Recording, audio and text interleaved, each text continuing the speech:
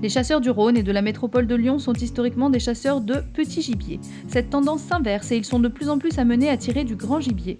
Les règles de sécurité pour le tir à balle sont draconiennes et la notion de précision des tirs doit être renforcée, notamment lorsqu'ils sont réalisés au fusil. Nous allons faire un test sur la précision d'une arme à canon lisse avec différentes balles où on risque de mettre en évidence en fait, des dispersions de balles complètement différentes, que ce soit à 25 mètres et à 50 mètres, et ainsi que le type de munitions. Donc ce matin, nous avons apporté 5 projectiles différents calibre 12, mais qui sont parmi les plus employés. La toute première, une Brenneck. Un Brenneck calibre 12, 12,67, le grand classique, la munition la plus utilisée du calibre.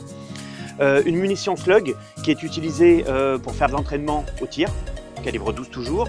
Rotwell Exact qui est sur la base d'une Brenneck mais avec une forme légèrement différente.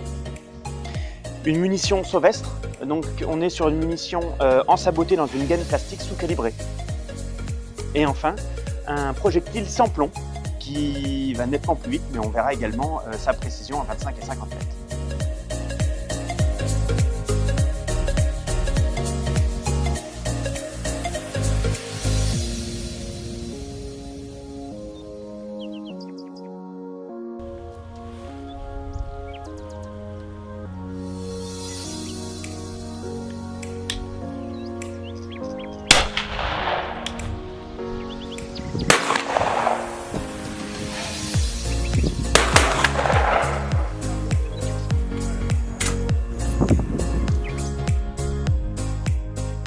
Conclusion de la matinée pour l'utilisation d'une arme lisse à balle. Donc nous nous apercevons qu'à 25 mètres, ces tirs sont assez souvent acceptables, même si nous avons un écart à un moment donné. Ça reste aléatoire, c'est pas une erreur de tir, c'est des projectiles qui évoluent parfois un petit peu curieusement dans une arme lisse. À 25 mètres, c'est tout à fait acceptable.